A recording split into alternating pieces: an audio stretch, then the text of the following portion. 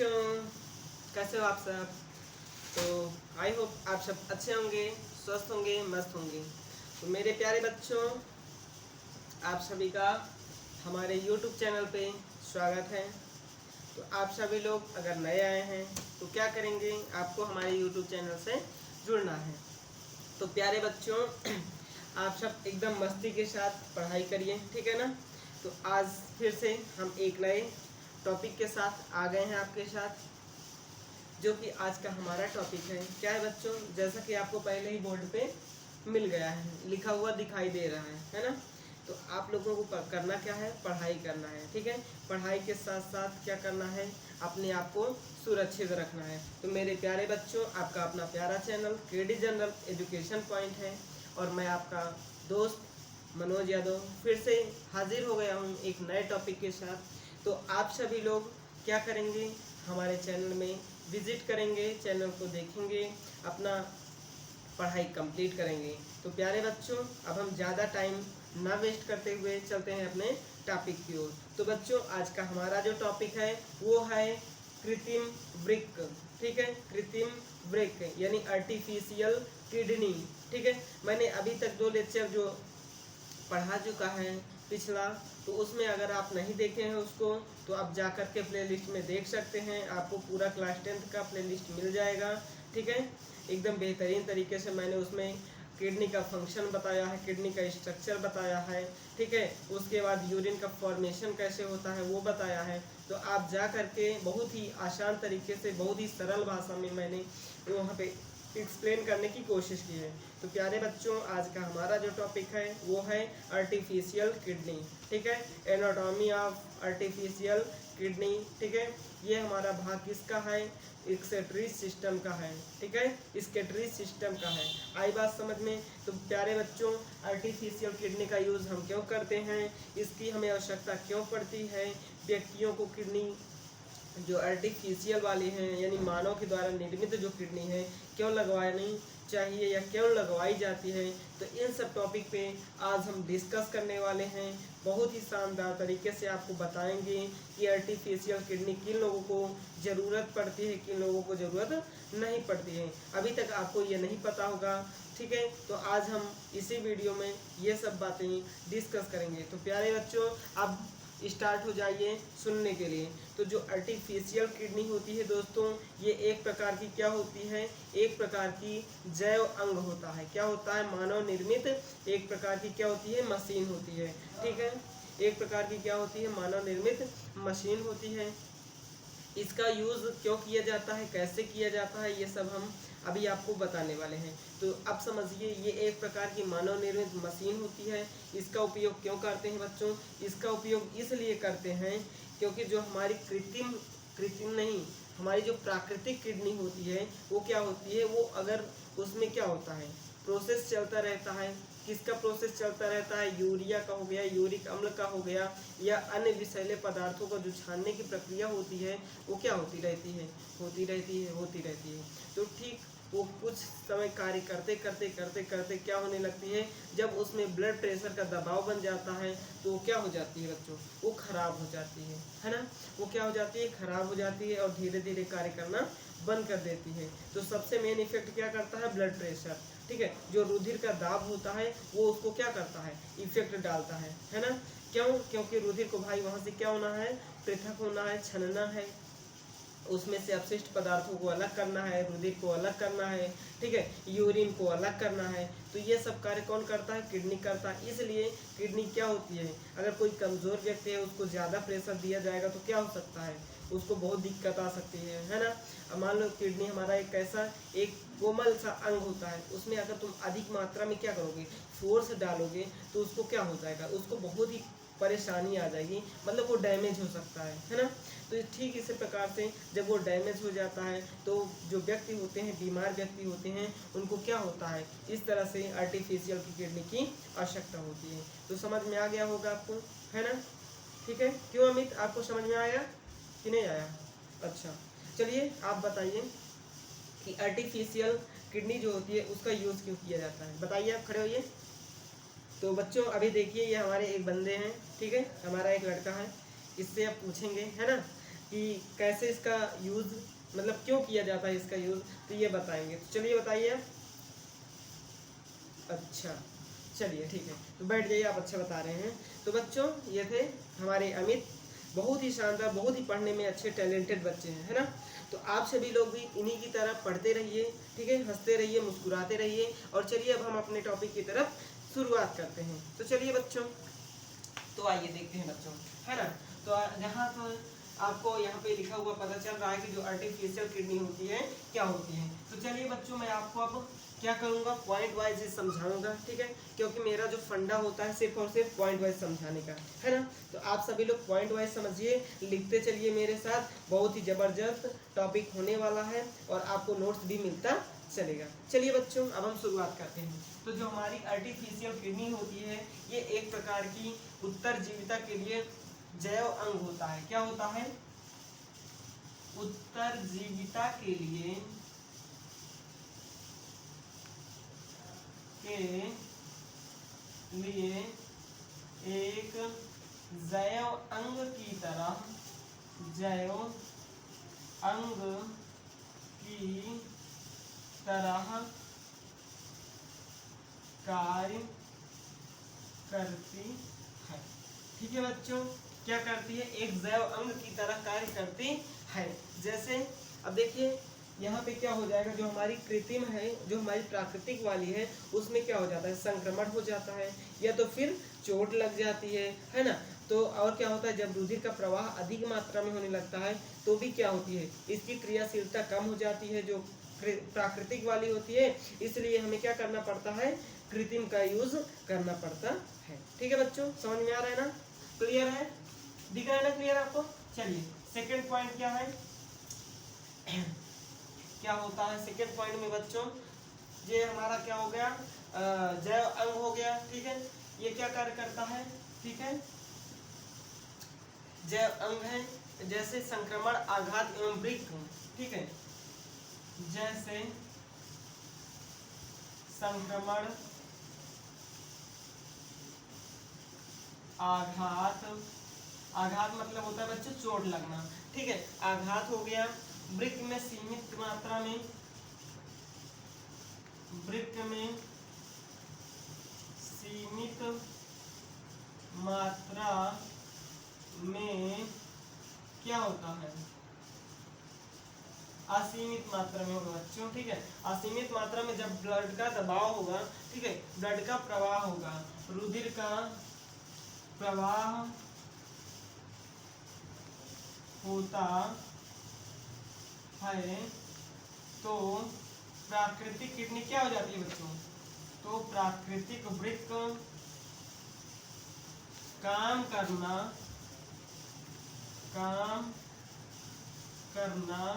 क्या कर देता है, बंद कर देता है ना बच्चों, ठीक है। क्यों राहुल, सही बात है ना, बंद कर देता है ना काम करना।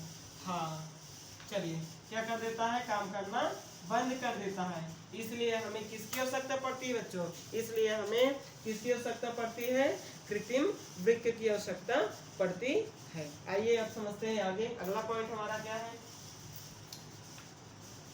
चलिए अगला पॉइंट है हमारा, यह विषैले क्या करता है, ठीक है, ये भी ठीक उसी तरह से कार्य करता है, कैसे, जैसे कि हमारी प्राकृतिक किडनी करती थी। आइए देखते हैं क्या करती है ये इसमें, इससे शरीर, ठीक है, इससे शरीर में क्या होता है, शरीर में विषैले, इससे शरीर में विषैले अपशिष्ट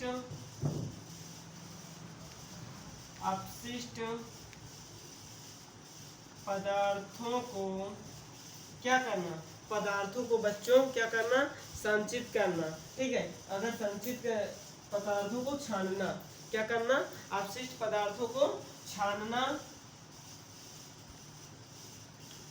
ठीक है। इसका क्या कार्य होता है, ये कृत्रिम का होता है कार्य, ठीक है। जब वो काम करना बंद कर देगी, इसको लगाया जाएगा तो ये क्या करेगा, ठीक उसी तरह से अपशिष्ट पदार्थों को छानेगा और व्यक्तियों को मृत्यु होने से क्या करेगा, बचाएगा। और मनुष्यों की मृत्यु होने से क्या करेगा, उनको बचाएगी, है ना बच्चों, बचाएगी। ओके, क्लियर हो गई बात। तो ये हमारी कृत्रिम किडनी ठीक उसी तरह कार्य करती है जैसे प्राकृतिक किडनी करती थी, है ना बच्चों, क्लियर हो गई बात, ठीक है। चलिए अब हम बात करते हैं इसकी जो विधियां कैसे होती है, कैसे कार्य करता है, ठीक है। अब ये कैसे कार्य करता है आइए देखते हैं। यहाँ पे एक विधि है जिसको कहते हैं अपोहन। क्या कहते हैं बच्चों, अपोहन विधि, ठीक है, अपोहन विधि। सभी लोग हेडिंग डाल लीजिए, राजकुमार आप भी हेडिंग डालिए, अपोहन विधि। हाँ चलिए बच्चों, अपोहन विधि सभी लोगों ने डाल लिया हेडिंग, तो आप सभी लोग समझिए, आप भी समझिए जो हमारे यूट्यूब वाले भाई लोग हैं, ठीक है। तो जो हमारी ये अपोहन विधि होती है, ये क्या होती है, रुधिर में एकत्रित उत्सर्जी पदार्थों को, ठीक है, रुधिर में उपस्थित उत्सर्जी पदार्थों को कृत्रिम किडनी के द्वारा क्या करना, कृत्रिम किडनी की सहायता से उसको क्या करना, उत्सर्जित करना, अपोहन विधि कहलाता है, ठीक है। आइए देखते हैं, सभी लोग ध्यान दीजिएगा, ठीक है। कृत्रिम वृक्क की सहायता से, वृक्क की सहायता से रुधिर में उपस्थित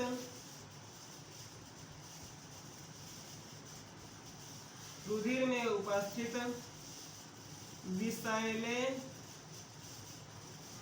पदार्थों को क्या करना, पदार्थों को छान करके या अलग करके, ठीक है, पदार्थों को अपोहन विधि के द्वारा अलग करके क्या करना, अलग करके उत्सर्जित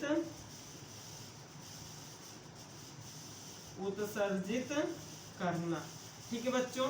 इसका कार्य क्या होता है, विषैले पदार्थ जो होते हैं रुधिर में उनको क्या करना, अपोहन कहलाता है, इसको उत्सर्जित करने को, अलग करने को, ठीक है, क्या कहते हैं, ये अपोहन विधि के द्वारा ये कार्य क्या होता है, संपन्न होता है, ठीक है। इतनी बात क्लियर हो गई सभी को कि नहीं, क्लियर हो गई है ना। चलिए अगला पॉइंट देखते हैं। अगला पॉइंट हमारा क्या है बच्चों, अगला पॉइंट हमारा है, आप सभी लोग ध्यान दीजिएगा, ठीक है। अगला पॉइंट क्या है कि जो हमारी कृत्रिम वृक्क होती है, ये किसकी बनी होती है, ये किसकी बनी होती है, इसमें जो झिल्ली पाई जाती है वो सेलोफोन की झिल्ली होती है, ठीक है। क्या होती है, सेलोफोन की झिल्ली होती है। जो नलिकाएं होती हैं वो सेमी परमिएबल होती हैं। कैसी होती हैं, सेमी परमिएबल होती है ना, सही बात है ना। ओके, आइए बच्चों सभी लोग ध्यान पूर्वक समझिएगा। जो हमारी कृत्रिम वृक्क है, ठीक है, जो कृत्रिम वृक्क है वो किसका बना होता है, कृत्रिम वृक्क में रुधिर को सेलोफोन, ठीक है, सेलोफोन की झिल्ली से जो होता है उसी के माध्यम से क्या करते हैं,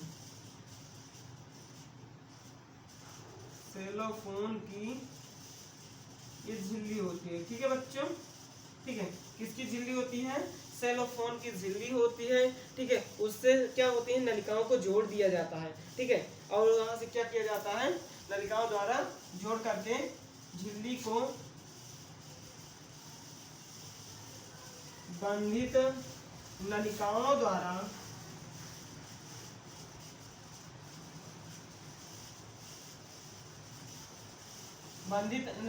द्वारा क्या किया जाता है, प्रवाहित किया जाता है, ठीक है, प्रवाहित किया जाता है। सभी को समझ में आ रहा है ना। चलिए सभी लोग नोट कर लीजिए, इतनी बात क्लियर हो गई सभी को, है ना।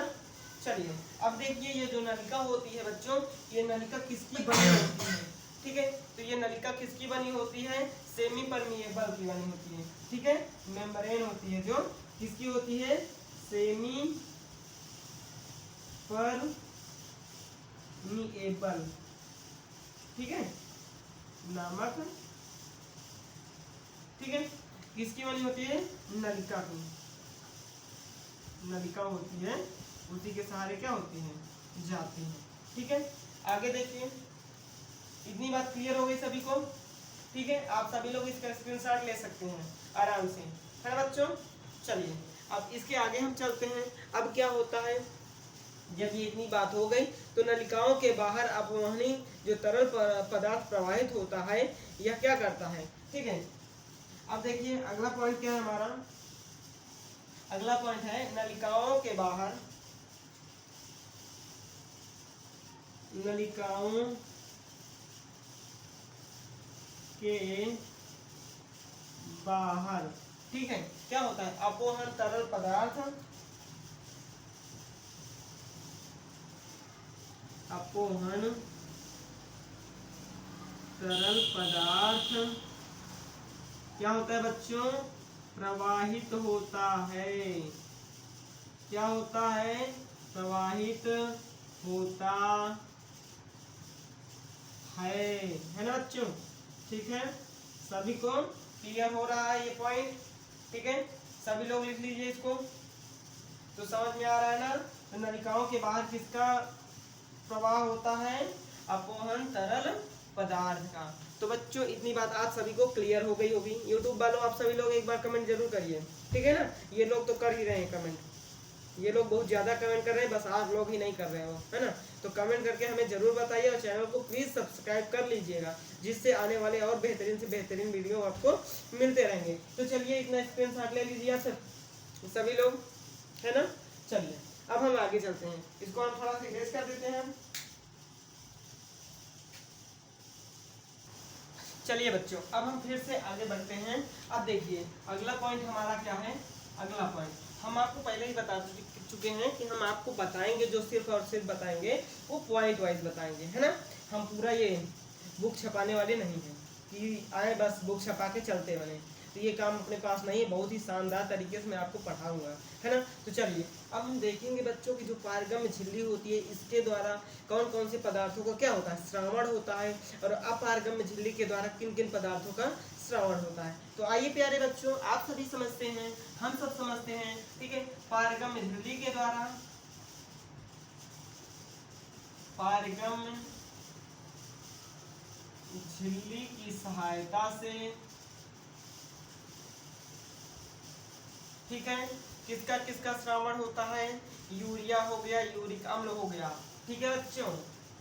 सहायता से यूरिया, यूरिक अम्ल,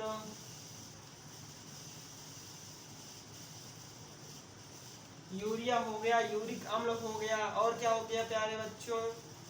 क्रिएटिनिन हो गया, ठीक है? क्रिएटिनिन, क्रिएटिनिन, ठीक है बच्चों? याद रखना, भूलना नहीं। क्रिएटिनिन, ये सब कैसे पदार्थ हैं? विषैले पदार्थ हैं, है ना? क्रिएटिनिन आदि विषैले पदार्थ, ठीक है? आदि विषैले पदार्थों का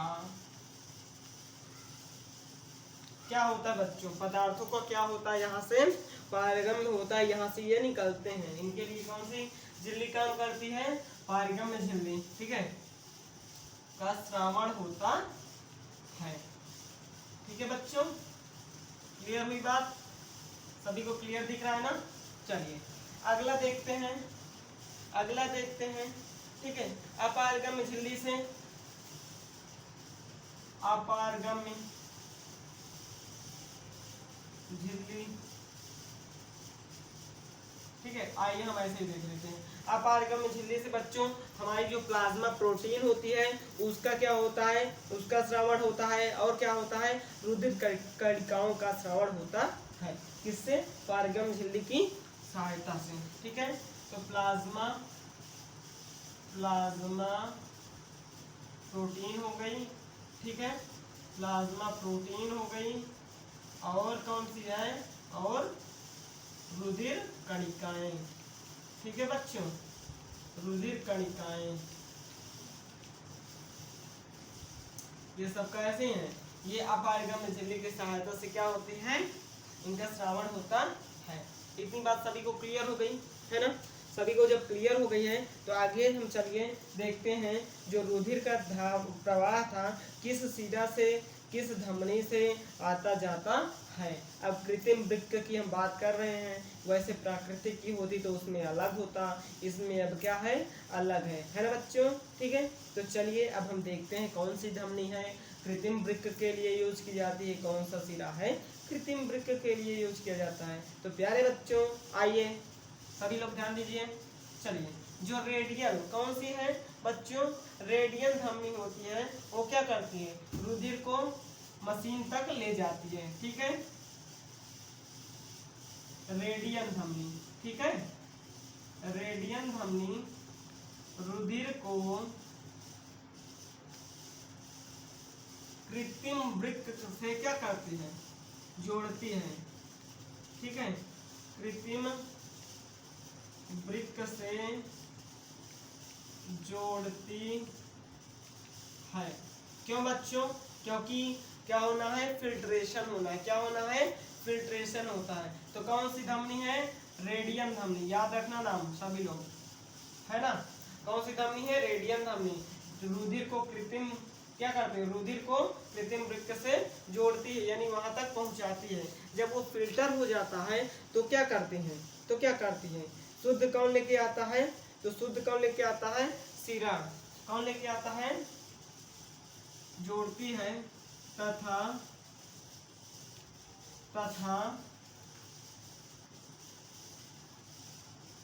शुद्ध रुधिर क्या करता है? शुद्ध रुधिर क्या करता है बच्चों? शरीर में भेज दिया जाता है। क्या कर दिया जाता है? शुद्ध रुधिर को शिरा के द्वारा या शिरा की सहायता से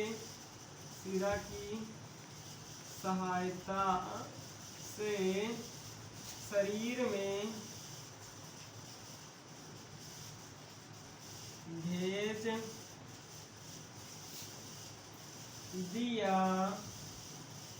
जाता है। ठीक है बच्चों, इतनी बात क्लियर हो गई सभी को, है ना? क्लियर हो गई ना?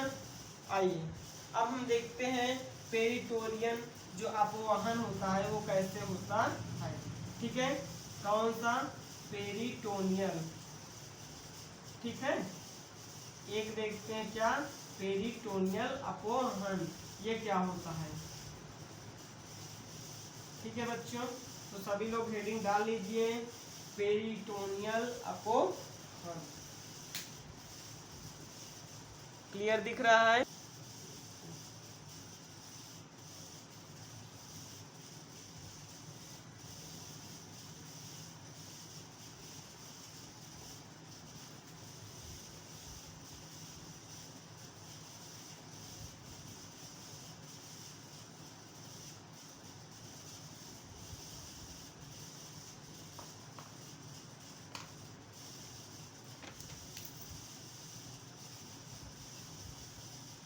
क्लियर दिख रहा है ना बच्चों सभी को?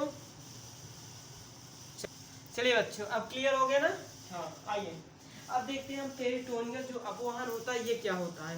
पेरिटोनियल एक अपवहन ऐसे होता है, इसमें एक प्रकार की मशीन फिट की जाती है। उस मशीन को कहते हैं कैथेटर। क्या कहते हैं? कैथेटर कहते हैं। रोगी में पेरिटोनियम गुहा में क्या होता है? एक प्रकार की मशीन फिट की जाती है जिसका नाम है कैथेटर। उसी को क्या कहते हैं? पेरिटोनियम अपवहन। ठीक है, आइए देखते हैं। रोगी के शरीर के अंदर पेरिटोनियम, ठीक है, पेरिटोनियमी, ठीक है, पेरिटोनियमी। एक सेकेंड बच्चों रुकना, है ना, थोड़ी सी गलती होती रहती है। पेरिटोनियमी प्यारे बच्चों, ठीक है। पेरिटोनियमी जो गुहा होती है, गुहा में कैथेटर नामक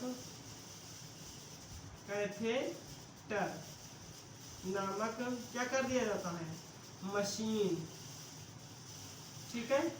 कैथेटर नामक मशीन को क्या कर दिया जाता है, स्थिर कर दिया जाता है, ठीक है, को स्थिर कर दिया जाता है, ठीक है। इसी को क्या कहते हैं बच्चों, इसी को पेरिटोनियम अपवहन कहते हैं, ठीक है। इसी को पेरिटोनियम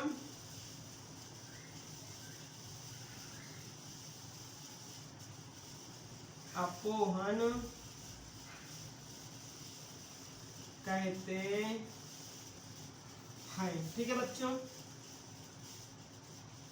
तो ये बात आपको क्लियर हो गई होगी, है ना, ये बात क्लियर हो गई सभी को, हो गई कि नहीं हो गई, सभी लोग सही से बताइएगा, है ना।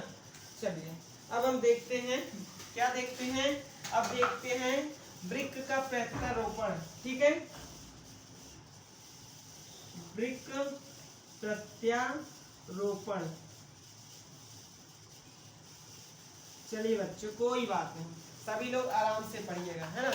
अब देखिए, जब वृक्क का प्रत्यारोपण होता है तो जो किडनी का डोनर होता है ना बच्चों, जो किडनी का डोनर होता है उसको पहले चेक किया जाता है कि इसकी किडनी सही है कि नहीं सही है ना बच्चों।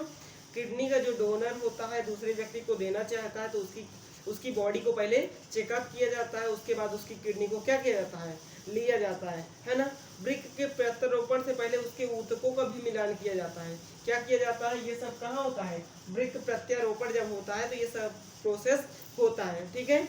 और फिर क्या होता है, जो वृक्क जिसको लगाया जाता है, ठीक है, उस व्यक्ति को बहुत ही सावधानियां बरतनी पड़ती है, ठीक है। जिस व्यक्ति को वृक्क लग जाता है, वृक्क का प्रत्यारोपण हो जाता है, उसको बहुत सी सावधानियां बरतनी पड़ती है। आइए बच्चों देखते हैं, तो उचित दाता से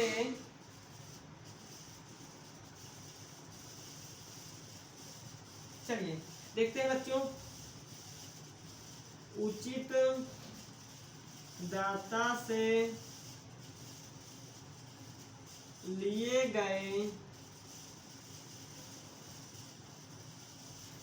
क्या बच्चों, वृक्क के लिए गए वृक्क का प्रत्यारोपण, ठीक है, वृक्क का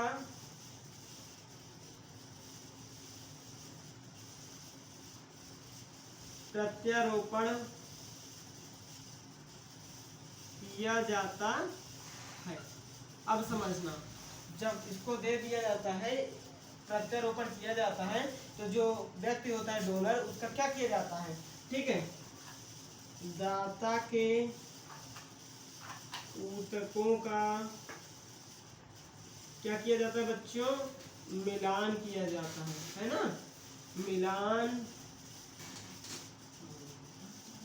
किया जाता, ठीक है। इतनी बात क्लियर हो गई। क्या किया जाता है, ऊतकों का मिलान किया जाता है। उसके बाद जिस व्यक्ति या रोगी व्यक्ति को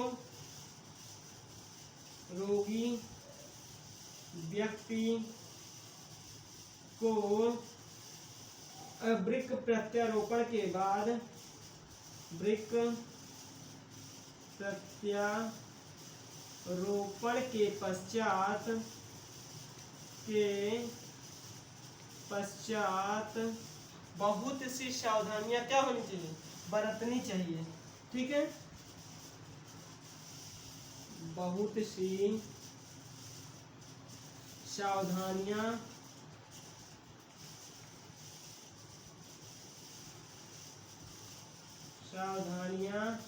बरतनी चाहिए। ओके बच्चों, क्लियर हो गया सभी को। तो ये था कृत्रिम वृक्क, ठीक है। तो आर्टिफिशियल किडनी ये हमारा यहीं पे क्या होता है बच्चों, फिनिश होता है ना। अभी इसके आगे हम आपको थोड़ा सा और बताएंगे, परेशान ना होइए कि बस खत्म हो गया है ना, अभी वीडियो में बने रहिए, ठीक है। ये टॉपिक अभी फिनिश हुआ है, अब इसका दूसरा टॉपिक आने वाला है समस्थैतिकता, ठीक है।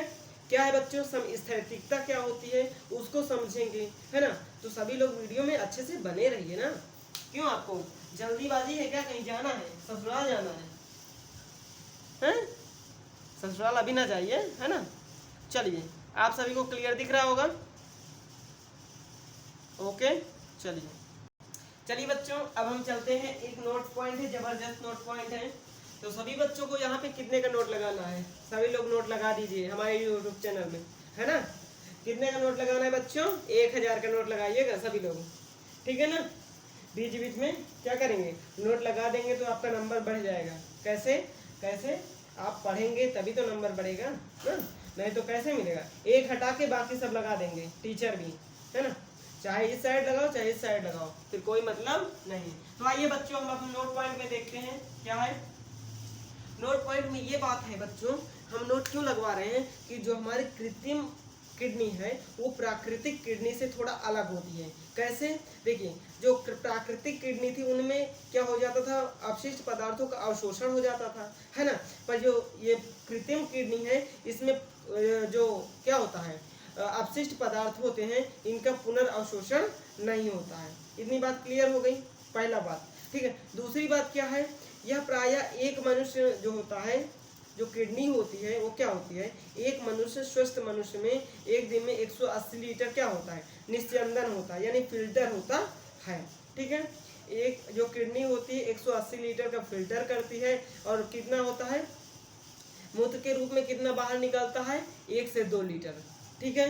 2 पॉइंट हो गए इसमें, कितने का फिल्ट्रेशन होता है, 180 लीटर का। एक स्वस्थ मनुष्य इतना फिल्टर उसकी किडनी करती है, और जो मूत्र के रूप में बाहर निकलता है वो कितना होता है, वो होता है 1 से 2 लीटर, ठीक है। 2 पॉइंट, 3 पॉइंट हो गए। अब चौथा पॉइंट क्या है बच्चों, इसमें जो शेष निस्यंदन वाला भाग होता है ये क्या हो जाता है, पुनर्अवशोषण तो होता नहीं है, ठीक है। तो इसमें क्या होता है, इसको किडनी पूरा पूरा साफ कर देती है, ठीक है, क्योंकि उसमें अवशोषण की क्षमता होती नहीं है, ठीक है।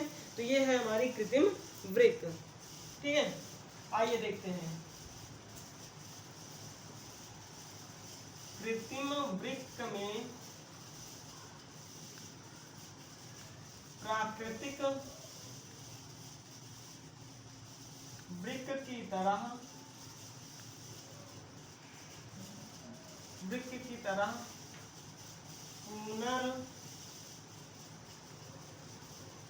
पुनर्अवशोषण की क्षमता नहीं होती है। क्लियर हो गई बात। चलिए दूसरा पॉइंट, एक स्वस्थ मनुष्य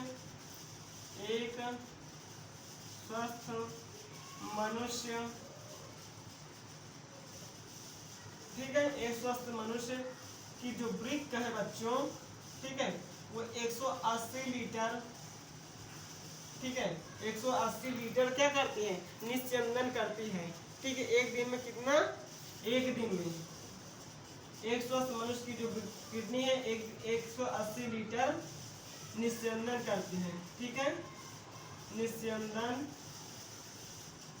करती है। कितने दिन में बच्चों, एक दिन में। कितने दिन में, एक दिन में, ठीक है। चलिए तीसरा पॉइंट, अब देखो मूत्र के रूप में कितना बाहर निकलता है, ठीक है, कितना होता है, एक दिन में उत्सर्जित, एक दिन में उत्सर्जित मूत्र का आयतन कितना होता है बच्चों, वास्तव में 1 से 2 लीटर होता है। कितना होता है, उत्सर्जन, एक दिन में उत्सर्जित मूत्र का आयतन कितना होता है बच्चों, 1 से 2 लीटर, ठीक है, 2 लीटर होता है। समझ में आ रहा है ना। चलिए तीसरा नहीं, चौथा पॉइंट अब देखेंगे। कौन सा? चौथा पॉइंट। चौथा पॉइंट क्या होता है? शेष निस्यंदन वृक्क नलिकाओं में पुनर्अवशोषण हो जाता है। अब ये क्या करती है? वृक्क जो छोटी छोटी नलिकाएं होती हैं उसमें क्या कर दिया जाता है? अवशोषित कर दिया जाता है। ठीक है, शेष निस्यंदन वृक्क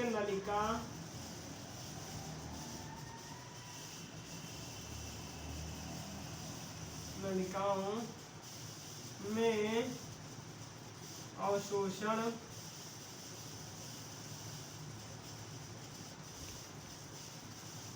कर दिया जाता है। पांचवी पॉइंट देखिए बच्चों, जो कृत्रिम किडनी होती है, कृत्रिम वृक्क क्या होता है? ठीक है, कृत्रिम वृक्क में पुनरावशोषण नहीं होता। ठीक है बच्चों, तो इतनी बात क्लियर हो गई। नोट पॉइंट में आप सभी लोग नोट कर लीजिए, है ना? सभी लोग नोट करिएगा। ओके, क्लियर दिख रहा है ना सभी को? चलिए बच्चों,